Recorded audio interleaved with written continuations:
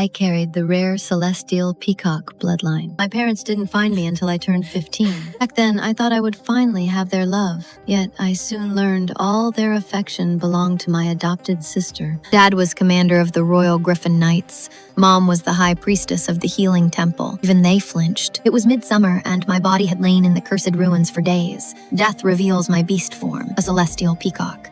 The sacred crest had been torn apart by dark magic. What remained of the celestial feathers was barely a shadow of what they once were. Miasma permeated the space prior to entry. Mom closed her eyes for 1 second. Then she traced a purification rune across her palms and began her work. The way she looked at my body, there was pity in it. Strange. She had never looked at me like that when I was alive. I watched her carefully take a ring from beneath me. It was crusted with dried blood. Female, approximately 20 years of age.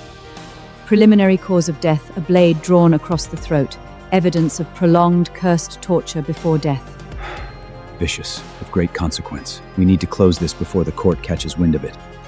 He packed his pipe slowly and drew from it. Even dead, it was making their work harder. The Soul Trace investigator glanced between them. The dark mage is still out there. The traces I read here are vengeful. Tell your girls to ward their chambers at night. Elara always does as she's told. Sloane is a different matter. I cannot control that girl. The Soul Trace investigator knew exactly how things stood at home. He had known this family for years. That old battlefield wound acting up again? It's fine. Sloane got me those healing charms from the temple. The daughter they called ungovernable, the one who never stopped worrying about their health. Be good to her. She is your blood. She missed Elara's Saintess trial qualifying ceremony. That caused Elara to lose her composure and place third. Been gone for days and not a word. Children you did not raise yourself are always like this. I felt the cold settle into me. Mom, I was not ignoring you. I could not come.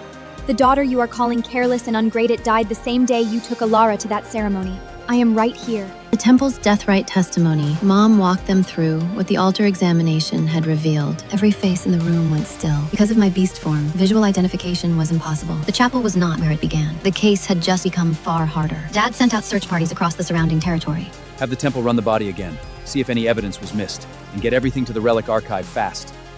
They showed more concern for that body than they had ever shown for me. The calling of a high priestess is to speak for those who can no longer speak.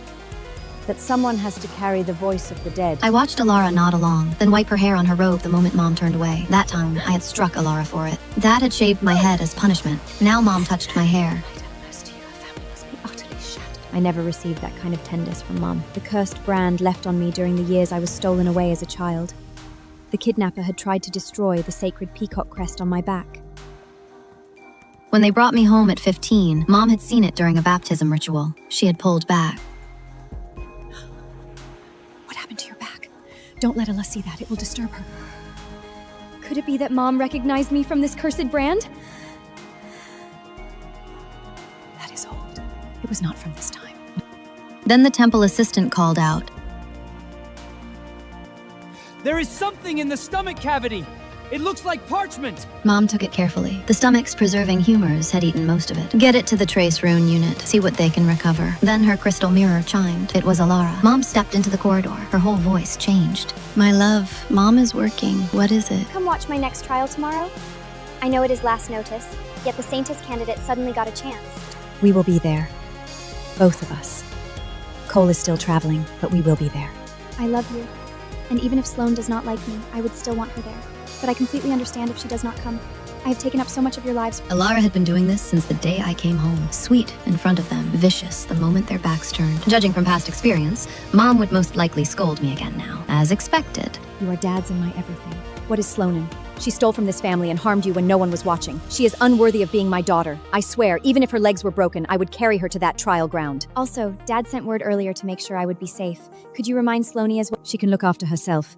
As long as she does not collapse dead on my doorstep, I do not care where she is wandering. Mom always sounds deeply displeased when she speaks of me. The girl who came back had no courtly refinement, no grace, no idea how to carry herself in a family of their standing. She did not know the court dances. She spoke too carefully, too plainly. The noble circles mocked her clothes. The sacred peacock crest on her back was burned and incomplete. Nothing like what they had spent years imagining. Their minds. Their only daughter was Elara.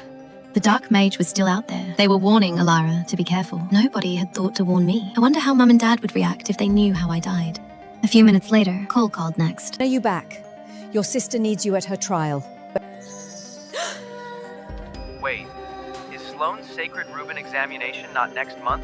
Is that what you mean? The day they brought me home, Mom and Dad were inside with Elara, who was weeping. They stayed with her. It was Cole who took my hand and walked me through the door, told me not to be afraid. The only warmth I ever felt in that house came from him.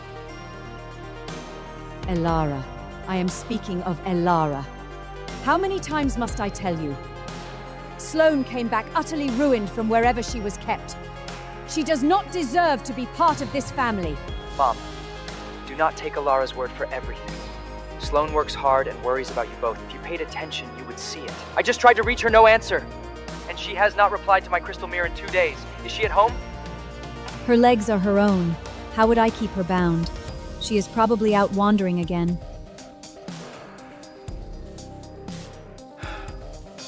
She knows we are working, and she pulls this anyway. Unbelievable.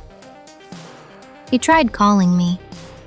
Sadly, it was not mine, and I could never answer this call from Dad. Should have left her where we found her. Nothing but trouble since the day she came home. You both took a year away from your posts to search for her after she was taken. The Soul Trace investigator had heard everything. What happened for you to treat her like an enemy now? I could not help pressing my lips together, a bitter taste welling up in my mouth.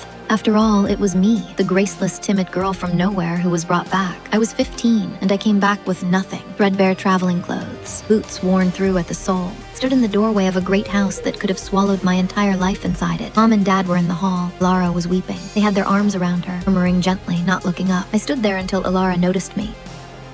Who is the stray? Mom and Dad's faces changed. Not because of what Elara said, but because I was nothing like the daughter they had spent 10 years imagining. Sacred peacock crest on my back, burned, scarred, incomplete. Mark that was supposed to gleam like celestial feathers lay ruined beneath the cursed brand. A junior knight walked in with a report. No one has raised word of her. The girl goes missing and her family does not even notice. What kind of parents? I felt something twist in my chest. They were standing 5 feet away.